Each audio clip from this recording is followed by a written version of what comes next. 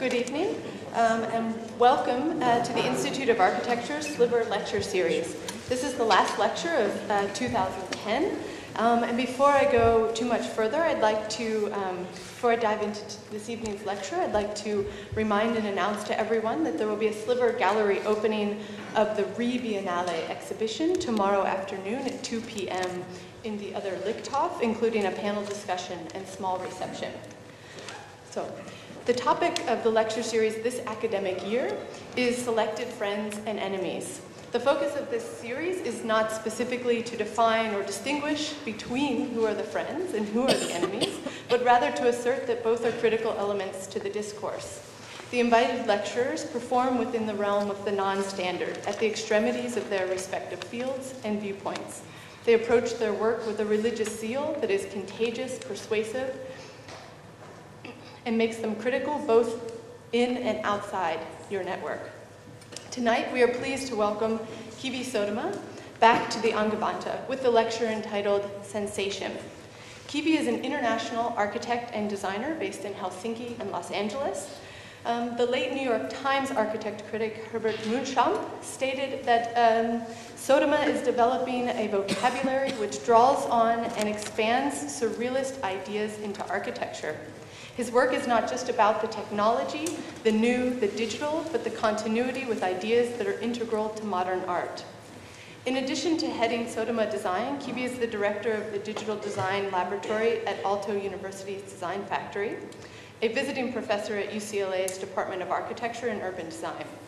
Previously, he has held positions at Ohio State University and the University of the Angewandte Kunst. We are happy to welcome him back. He made a huge impact on the students that were fortunate to have him here as a crossover professor a few years ago. He brought color and toned curves to the Institute's stage in his request for an athletic high-rise in Chicago. Kivi's work augments his deep architectural training with curiosity and desire for calculated risk, blending artistic thinking, a sense of pragmatics, and intellectual investigation. The ambition of the designs are choreographed and executed elegantly.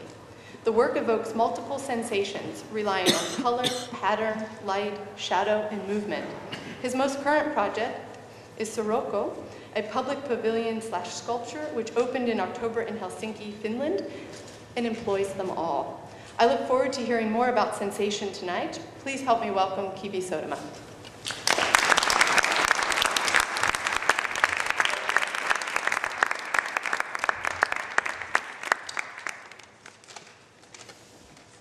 Thanks, Christy.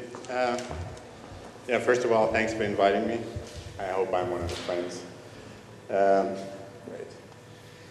It's really nice to be back in Vienna. Somehow it's home away from home. One home is UCLA, the other home is here, but I live in Finland now. So after 7 years in the United States, part of which was, about half of which I was at the Ohio State University, the other half I spent in Los Angeles. After that, I've not just now moved back to Finland. And quite literally, I don't have a picture of that, but bought a house 1 week ago, or moved in. This is our office, which we've had for a month now running. We're still waiting for furniture. I'm in the beginning of starting up Aalto Digital Design Laboratory. That's our robotic lab space. There's no robots in it. I'll go shopping in January. And I still have my job at UCLA, which takes me back 1 quarter a year. But in other words, you caught me, first I thought this would be the worst time to go to a lecture because I'm in the middle of this major transformation, and ask me back a year from now, you'll see a lot of new work, hopefully. On the other hand, I've just gone through 7 years of, let's say, developing ideas around work with students. It hasn't been so great for practice, but it's been great for, let's say, my intellectual development as an architect. And I think Wolf said at one point you go through pioneering, settlement, and then professionalism.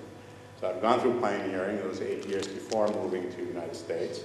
Settling our intellectual development was that, and then I hope this is the beginning of professionalism. So everything I'll show now is about that, let's say, becoming process, and all these projects are somehow becoming architecture. The projects range in scale from dishes and ceramics to buildings, bridges, and urban projects. You can track through different kinds of architectural themes and agenda regardless of scale in the project. And they're all building up towards something. So, but rather than presenting a series of projects, I thought I'd speak more about the ideas that I've developed, or the idea that I've worked on for the last 7 years, really, through my projects and through references to some other work. And basically, I've developed a discourse around effect, architectural effects, and technique, and all these other aspects of architectural design play into that. Well, I'll start by showing one project that we did 2004. And I'll start with a red project, and I'll finish with a red project. This was 2004 for Sejimati Museum, the kind of pavilion that we designed for the opening exhibition. The idea was that it's a round museum that has this minimalist Cartesian spaces, and we were asked to design a pavilion that would allow people to escape and get away from the museum. So we produced this architectural pavilion installation that sort of tangented formally off the circle and produced a kind of vortex or butterfly, a turbulent, red, erotic, sexy creature nested in this beautiful minimalist, bento box of a dish turned museum. And the idea was that when you approach it, you can't see in, you have to fight your way through, and eventually you find yourself towards the middle where there's a kind of modern-day Zen garden in which you can rest and chill. There's different soundscape, different kind of lighting, and so on. But everything in this project is geared towards the production of a particular effect, a particular sensation. The form, the kind of embracing centrifugal form, the pleated fabric that's painted red, the association that the work makes to, this was called the Spanish dancer, to the flamenco dress, or the Spanish dancer, which is a sea cucumber. That's a kind of red, elaborate surface that lives around Australia. Lighting, the sound, and then I have video on the outside. There were deep, organic bass sounds. In the middle, there was the sounds of crystal clear glass breaking in very bright daylight. So in short, all the architectural devices that I had at my disposal, organization, form, color, representation, all sound, ambient elements, lighting, all were geared towards the production of this particular sensation. And that's a view from the middle. So it's really, in short, it's pleated fabric with aluminum tubes that are curved. And the way, let me go back a little bit. Well, the way we really designed this, it might look very elaborate digitally, but it's actually simple fabric patterns and cubed aluminum elements, so all curved aluminum elements. All you need is give 3 points for each curve, and for each piece of fabric you need to know the cutting pattern, and you need to know 3 or 4 points at which it attaches to the curves, and it finds its form. And obviously I learned a lot from Issei Miyake, who by accident was in the next gallery. You saw him in that image. Issei was just next door, and he has these dresses where you basically, the fabric calculates its form. So in a lot of my work, there's a kind of strange strand of minimalism, I think, going on, where we try to produce maximum effects with minimum means. So in this case, it was really, there was no elaborate digital model made for the project. So what I wanted to talk about today is really sensation. That somehow is the topic that keeps coming up in my work, and that has to do with this discourse around architectural effects. Why? Why does sensation matter?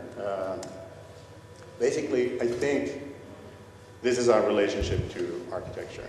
That architecture and material things are not irrelevant or they're not somehow secondary, superficial. They're inherent to our development as individuals and as a society. So this is a nice diagram of the wasp and the orchid of that relationship where, as Winnicott, a famous psychoanalyst who did a lot of research on children, wrote how important material things are for the development of children and how children develop through objects. And in the same way, we as people and as societies need objects, architecture, and environment in order to develop and go into new places. And that really is architecture's role. And architecture may produce these effects by challenging, provoking, or by, as in this case, seducing people. So sensations are something that are immediate and bodily and let's say, they're not anti-intellectual, but they appear to happen at the apparent, they happen before the intellectual effect takes place. There's something that happened immediately. And there's a common misconception that this somehow happens at the expense of the intellectual depth of the project. So the projects or the work don't appear to be difficult or complex because they're immediately and powerfully appealing to you. What's interesting that projects that produce sensations necessarily always break through cliches. And the sensations are what forces us, makes us unstable and causes us to question our relationship to the environment and allows us to explore new and unexpected roles in the society. So it's not a very good analogy, but it's a little bit like wearing a different set of clothes. It causes you to behave differently. Another very simple example would be, let's say, designing a courthouse where you would use an organization undermine the organization of the courthouse by taking away the central, the judge's place in the center, higher up, and maybe, let's say, more freely organizing the accused, the judge, and the audience so that they mingle together. You would completely, if you did that, that would obviously completely undermine the social diagram of the courthouse and almost make it impossible to happen. But architecture has this role through organization, atmosphere, for a number of means to pose us in a new role and suggest new roles for us. And that really is architecture's social and political power. That's how architecture operates. So things like atmosphere are actually, that's architecture at its most powerful. Too many architects are trained, I think, and designers trained to, let's say, fulfill their clients' wishes or trying to, provide the right atmosphere for the right event. It's much more interesting to be a critical cultural actor and suggest maybe unusual atmospheres for particular programs in order to produce, in order to allow all of us to explore new and unexpected roles. So, if you're interested in sensations, how do you work with them? The most important thing is that just as opinion and convention prevent the genesis of thought, of new ideas, cliches, conventions, prevent the genesis of sensation. In other words, the enemy of a sensation of a cliche. The moment, if I look at a chair, that's a cliche of a chair, right? I don't have to think twice about it. I understand it's a chair. It has 4 legs, seat, and so on. It'll never really get my attention. It'll never manage to produce a particular sensation. For a sensation to happen, the cliche needs to be broken. You need to be startled. It's another story how you maintain a sensation, but that is the first step. In other words, the enemy of sensation is a cliche, and the sensation is the enemy of cliche. So if you are interested in creating sensations for your audience, you do, by necessity, need to break cliches. Otherwise, they get on the way. So this the oldest piece I ever did, 1995, designed a piece of furniture that intentionally didn't allow you to recognize it as furniture, doesn't have legs, doesn't have any parts, doesn't make typological references. It looks like it's a landscape of pain rather than pleasure. It's hard, it has edges. The only way you're gonna figure out what to do with it is to play with it.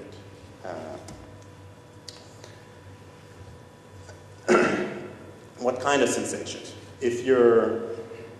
My critique of the contemporary field would be, let's say it's a critique, is that people are so technically driven that they're not in control of the effects that they produce. In other words, the technique drives all the work and the effects are a side product. And I never thought that that's really how you would operate as a designer. As a designer, you need to be somebody who goes on in the field, gets into a specific situation with a specific client, and intervenes as a conscious, critical, cultural actor, and takes some sort of position and aim in order to change things. And depending on the case, you need to change, produce different kinds of effects, right? So you need to be in control of your effect. So it's like every hard rock band, even every hard rock band, they all have a love song.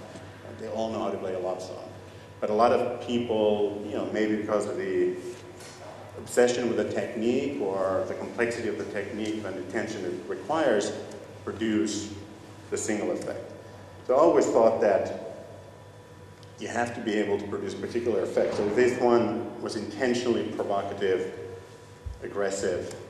This one, same scale furniture, was designed, everything, its association, the fact that it changes its shape when you sit on it. Everything is geared towards the production of tenderness. And somehow that's always how I've approached design. So I didn't have a problem, for example, of looking at Richard Serra's work that I love, taking his geometry and doing something completely different with it. I think that somehow is the mastery of being a designer. Of course, as an architect and designer, you have a set of techniques that you have to rely on and so on. But I think the mastery of the technique should mean that you can produce a variety of effects. And those effects are geared, are considered in relation, in their relation to the task and the context. So in other words, I've showed some of my students who were there, I think we discussed this, and Kamasutra's kisses and so on. This is a catalog of effects, of descriptions of wines and the nuanced effects of wines. Right? In some ways, I think that as an architect, you have to be able to develop that degree of control, that degree of specificity, where a wine is not this and that, but it's ample, aromatic, astringent, austere, acidic, balanced, and you can precisely describe the effects that you're producing or experiencing in order to work with them. So, practically speaking, what does it mean in terms of form, structure, materiality, process, and representation are the main components of architectural design? So we start with form, and this is very personal. Well, what does it mean to me? It means that we use in our work, I use in my work, dynamic forms. For the one reason that they produce they produce effects of movement that you relate to with your body rather than your mind. So we're looking very careful at looking at scales of forms, the kind of associations and sensibility of forms for the effects that they produce. And obviously the precedent for this kind of work comes from the Baroque. And the opposite somehow in the history has to do with the Renaissance. If the Renaissance was about the pleasure of the line and the articulation of the relationship of the ground, of part to whole, the Baroque was about, citing Wolfling, about, defying gravity, producing kind of overall sensibility through massing and shadow that takes over the part and creates one sensation of movement that you can see in the work of Gaudi or Ghir's work, I think in Coquim Leblan's work, in Alvaraldo's work, And so Finland has a kind of president for this, Eero Saarinen, Tapio Virkkala, and us. So that's where formally I see our work belonging. That's from Zaha's exhibition in Graz some time ago. Models of salt and pepper shakers and buildings all together. So in all of these projects, some of our work, ceramics, different scales, we pay very particular attention to the line work. So if the line work of the, let's say, the high-tech British architecture or the Renaissance or the neoclassical architecture has to do with the pleasure of the articulation of the part, the pleasure of reading and articulating the structure. In our work, we're interested in a kind of line work that produces a sensation of movement. So creases that appear from the surface and then disappear are much more like the line work of a sketch, where it doesn't have a precise end and beginning, just implied a direction and flow. And in all of the projects, that's the New York Times capsule, there's an old competition for a football stadium, ceramics. In all of these, you see the deployment of this kind of formal language towards different nuanced effects, the World Trade Center, and urban development for shoreline of Helsinki. So one project where we in particular explored this form at its different scales was called Formation. We did this for Fondazione Rosati in Milan. It started out with an installation downstairs and continued with this installation in the gallery where you have a cloud of architectural elements that produce an atmosphere, then surfaces that get deformed in order to produce different opportunities for furniture that have a different scale of relationship to your body. And then this installation was nested with objects that go from the size of parts of your body to the size of something that you would hold in your hand. And all of this was either CNC milled or 3D printed. The point was that it's digitally produced, but that was only a kind of footnote. Never foreground, say, the technical aspects of the project. That's something that's very essential. Each one of these trays is slightly different. There's a genetic algorithm by an American group that produced variation within certain constraint for each one of these trays. But the idea was, just like in the furniture, that you produce an abstract landscape of atmosphere that we can change through ambient means, through sound and light, that's filled with objects that are not clearly coded or explained, that you go and pick and explore your relationship to them in order to figure out, wonder, and discover possible uses. So the geometry, as you can see, develops or has different scale relationships to your body. In this case, the tray actually sits over the contours of your hand. And it's used here. Two, structure. Most buildings, this would be a kind of a parallel to the Renaissance. Buildings that articulate clearly a hierarchy of structure, where the pleasure of the architect clearly lies in the kind of beauty and precision of the articulation of the structure. It's mainly aimed at gravity as the only force, whereas obviously we're always more interested in this, where the structure is illegible or produces other effects that go way beyond just structure, effects that are architectural. So this is a design we did for Helsinki City Library, a proposal that they would build a library here.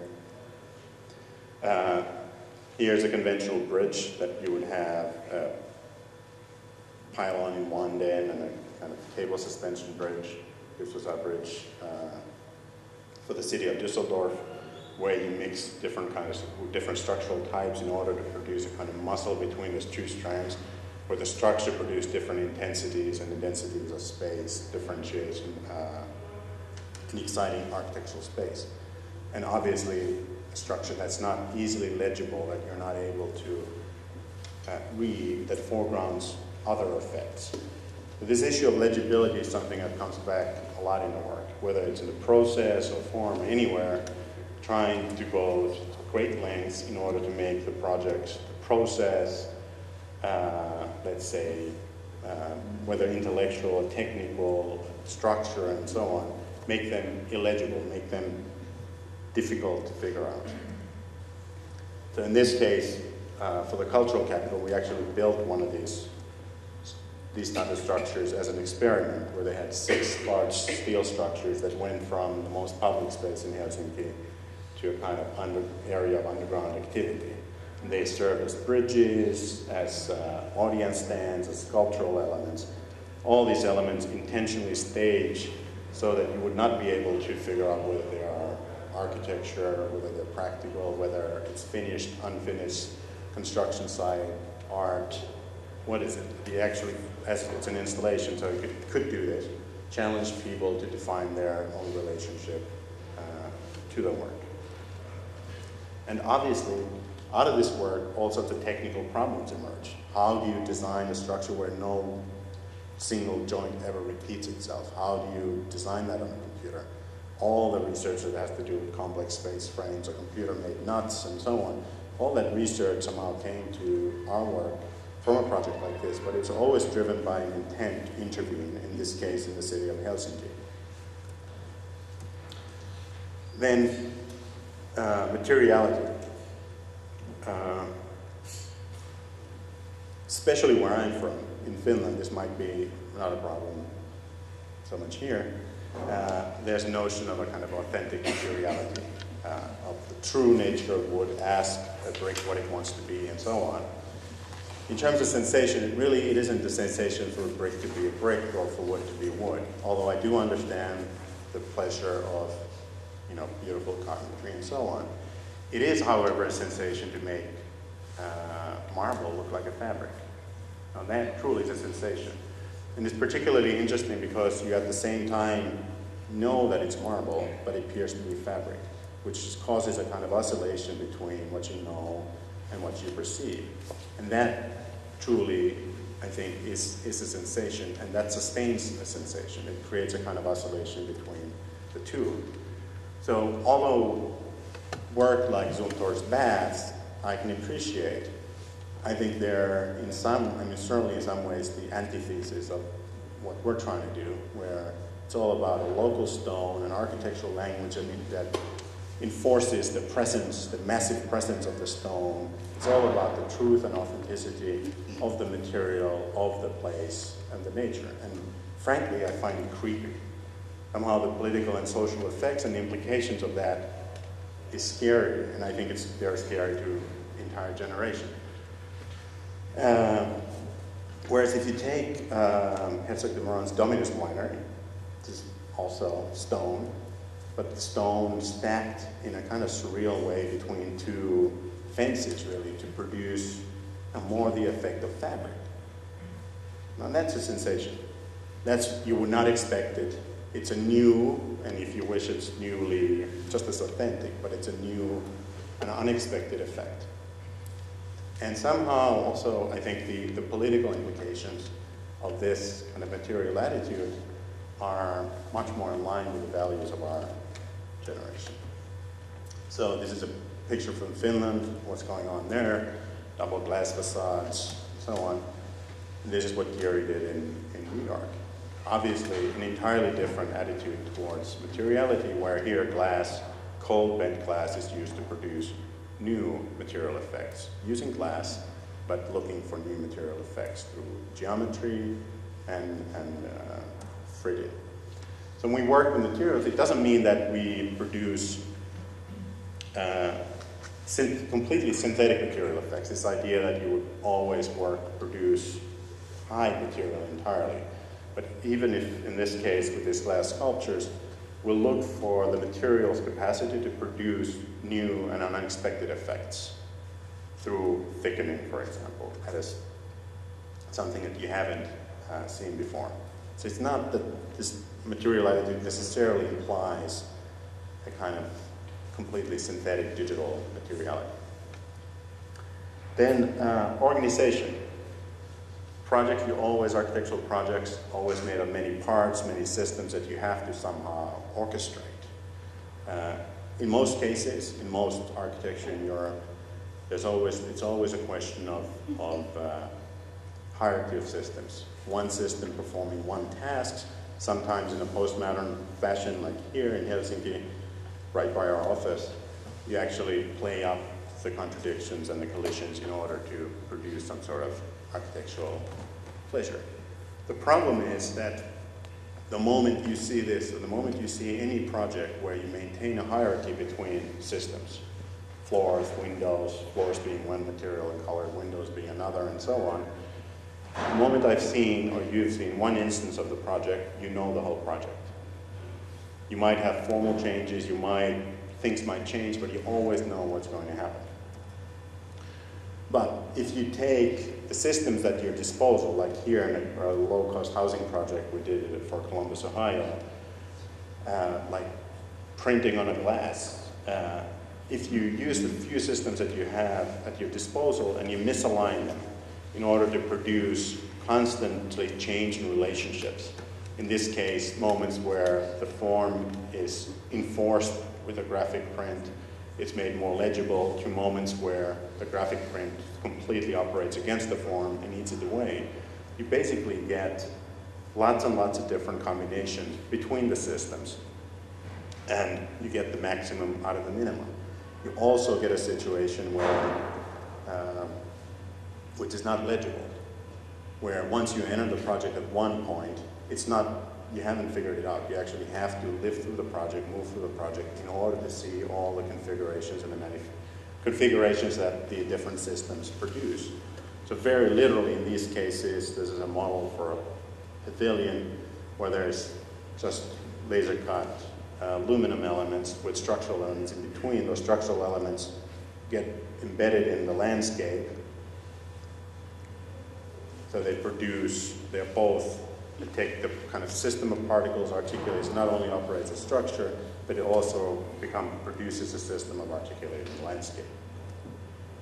So whatever systems you have at your disposal, you misalign them and work them with such a way that you try to avoid hierarchies in order to take away legibility and produce the maximum with the minimum, really.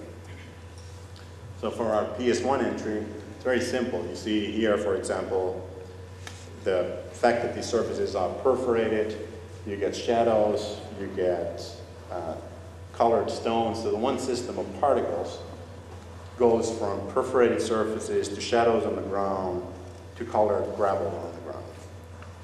So it weaves, goes from one surface to another surface to another surface. So one system, which is the system of the particle, is used to orchestrate a number of different architectural elements. So all of this is not architecture, it's easily made architecture. So in this simple project for a more recent entry for a competition for a school building, where we proposed that the building of the school exists in the thickness of this wing, and the tail part of the wing just produces an outdoor courtyard for the kids. The idea was that the interior and the courtyard underneath are all articulated with lining that is a result of perforating the surface. So the thicker part is where the building really is, and this is a kind of landscape where the kids spill out. They occupy some of the thickness of the landscape. Regardless, but very simple system where actually, technically speaking, we use the same particle-driven technique to produce the form and its surface articulation. So here, so you can see, so a little bit of geeky stuff.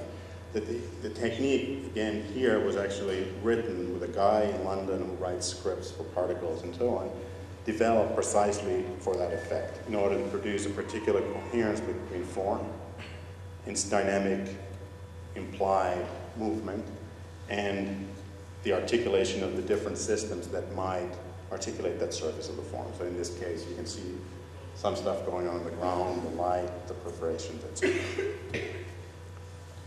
So it's nothing more complicated, really, than that. But it also means that in this project, you would have to go through the project and you would find areas where the project is almost eaten away by the degree of perforation, and other areas where the project is completely solid. And it's surprising that most buildings, in a sense, they use a lot more for a lot less gain, I'd say. Then process. Most architecture gets, at least in Northern Europe, gets designed like with software like this. Completely typological software like ArchiCAD or Revit or something that operates on typological notions on a Cartesian grid. You have columns, you have floors, you have walls, windows are punched hole, and you all know how difficult, if you ever try to take your projects into a building information software like this, how tricky it is. The point is that there's a fundamental, obviously, difference that Greg, first and foremost, has spoken a lot about, that has to do with the use of software that is topological, and the animations running, sorry. But you get the point. It's topological, it's based on curves, not Cartesian geometry. It's not based on typological notions. So there's a fundamental difference between the way most of you all design and most of the field is operating now, which I think it's well suited for producing projects that avoid cliches in terms of typologies. I mean, one biggest cliche in architecture is a typology, the convention between form and its culturally agreed meaning. The moment you work within a typology, either you can play within a kind of postmodern sense, but in most cases it gets in the way of any sensation and produces a kind of legibility or an architecture that operates as language. So here in Ali Rahim's, Ali's been here a lot, in his beautiful wall, it demonstrates well the power of the computer to produce variation, but it also demonstrates another problem, that we can see the process, that the project is entirely the result of the process, and the process is legible there. And I would claim eventually to say that any evidence of process is absolutely the enemy of sensation. If the first and foremost effect of your project is the process that created it, I think you do have a problem. So I always find this collaboration with Ernesto Neto that we did for an ICE building a kind of interesting diagram in terms of process. It's a 4 meter by 4 meter solid block of ice that we filled. We built a giant mold, filled it with, put a fabric in it, filled it with water, let it freeze a little bit, punched a hole, let the water come out, and voila, this amazing cloud-like space was born. The point was that everything here is generated by process. The thing we built was like a primitive form-finding machine or a computer, but it's very easy for us to, and it's not far-fetched to say that with a computer and algorithmic design, you can control and develop similar complexity. And what's interesting is that there's a point at which the complexity exceeds your capacity to read or perceive it and produces more immediate sensational effect, which by definition is close to something like the sublime. The definition of the sublime really is that you're in front of a natural wonder or something, or you sense a reason or some sort of mathematics behind it, but you can't decipher it, you cannot calculate it. And that causes a kind of oscillation between you trying to stare at the fire, figure it out, but it always escapes your intellect. And what's interesting is that I think potentially algorithmic techniques in architecture allow you to produce, with clever material effects, these kinds of, that degree of complexity.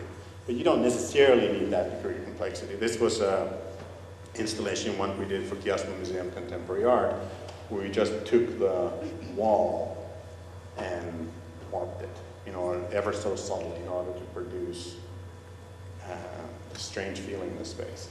You don't know whether it's part of the space, whether the narrative, is there water that leaked, what happened in this space.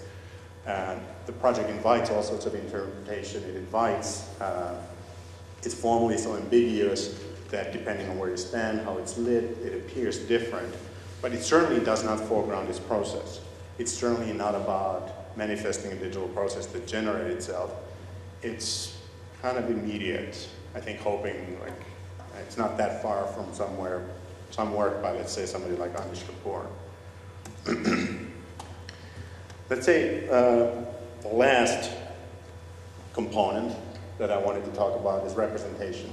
It's always the most difficult and I think the most sophisticated issue to deal with, whether you're a designer, artist, architect. On one hand, there are people who work, in terms of sensation, work very successfully with abstraction, Rothko, Anish Kapoor, Olafur Eliasson, James Turrell. And they are people who use, very, very explicitly, use illustration. In this case, illustration means literal, obvious references to things that are known out there, right? So Jeff Koons' balloon, flower puppy, or balloon puppy, or Marguerite's pipe. All of these works rely on the use of a well-known, obvious reference. In the case of Jeff Koons' balloon puppy, it's very interesting that this thing is incredibly difficult technically to make. It seems that it's going to float away. It's funny, yet it's technologically impossibly difficult to make. It weighs tons, and it costs millions. Right? So all of its effects are changed because of the representational context. So the representation here is a powerful device for somehow short-circuiting your relationship to it. What I'm interested in, though, is something that we've called the figure. It's not we. I took the word from Gilles Deleuze's interviews with Francis Bacon. But basically it means something that's in between the two, right? What's interesting about the figure, it's the one effect that causes a kind of oscillation that is capable of maintaining sensation because it doesn't settle into any category. Abstraction is kind of comfortable. You know that it's abstract, it belongs to a particular camp. Representation, things that clearly resemble something else, also comfortable. You know what they are. It allows you to become friends with the things more easily. These kinds of references, they produce association. So Guggenheim has been called the artichoke, the Spanish Armada, the onion, a number of things. The Marilyn Monroe's dress by Herbert Mouchon, among other things. So it's a perfect example of a kind of building that clearly it isn't abstract, nor does it represent anything, but it stages associations carefully enough in order to produce a situation where it keeps inviting interpretations. It invites interpretations that are aligned, all aligned in sensibility, that all have to do with us related, but it never settles into one thing. And frankly, I think that's a very, if people call your project names, then you're in a very good place. But it's a very, very tricky thing to do, to stage your project in such a way that it, let's say, orchestrates or takes representation as one of its effect-producing elements. It's very easy to produce geometrically complex, abstract patterns and, do your project, but to control something like representations, the associations that your work produce, is very difficult.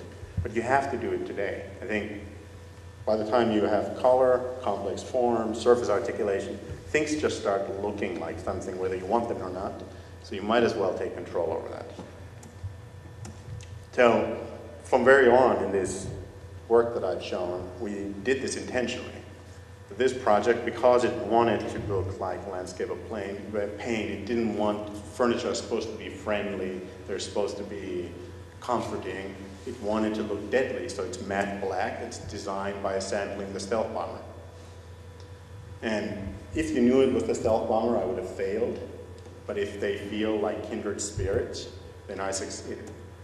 So it's the same thing. It's not that we looked at this dress of the Spanish dancer ever until we called it Spanish dancer, but we were very careful to stage, produce a set of affiliations that would produce a kindred effect, right? And people disagree whether you should call these things with names that, give you a hint as to some sort of representational content, and we've tried different kinds of strategies of calling them names and not calling them names, more precise, less abstract, and so on. It's very difficult to deal with these elements. Regardless, I think that's a contemporary subject. And it's particularly interesting because it's what allows you to unstabilize your project in such a way that they remain interesting, that they keep inviting interpretation. So as a last thing that I'd like to show is a recent thing we just finished in Helsinki. It's called sirocco. For those of you who met it, sirocco is a hot Saharan wind. It's very turbulent. It's made of 431 steel profiles that are all in a different angle, that produce 2 centrifugal spaces, which you can occupy. Right? So if I go through my tick list formally, it's dynamic. It's carefully, all of its effects are built in relation to your body. There are moments that are very, very tight. There are moments that are larger. It has moments where it's 4 meters high and expansive that relate to a group of people. There are moments that are much smaller and more intense. It's inclined, it tries to destabilize you and embrace you as you enter. So all of it's using its form in order to produce a kind of turbulent, destabilizing, embracing effect. Structure. Well, you can't figure out, there's nothing to give you away. Obviously, there's no structure for all sorts of practical reasons, but there's no structures in the issue. It's actually very difficult to hold these things up. The way it's done, all the structure, everything that is necessary to make this thing happen is underground. So it's nothing for you to read in terms of structure. Right? It's a shot at night. Process. Right? There's nothing. All the form and its effect, it's instant and immediate. Although it's made of iterative element that's repetitive, the effect of the form and the overall form overrides your attention at any part. So it doesn't produce, it doesn't tell you any stories about its process, how it was made, how it was built, and so on. Although there's a Tekla parametric model, you name it, in order to make this happen within a small budget. Lastly, representation. It uses color. All these profiles have different colors, different mix, and it builds all sorts of affiliations towards flowers, wind, you can call it names, but tries to find the right balance between an abstract constellation and something representation. So in other words, in all of this work, we're trying to figure out how to make something appear easy and immediate and often seductive and sexy. And the common misconception is that it's somehow easy to do that. That results in shallowness, work that's non-intellectual, because it doesn't appear to be difficult, because it's not so architectural, because there isn't a kind of articulation or celebration of structures, hierarchy of structures, and so on.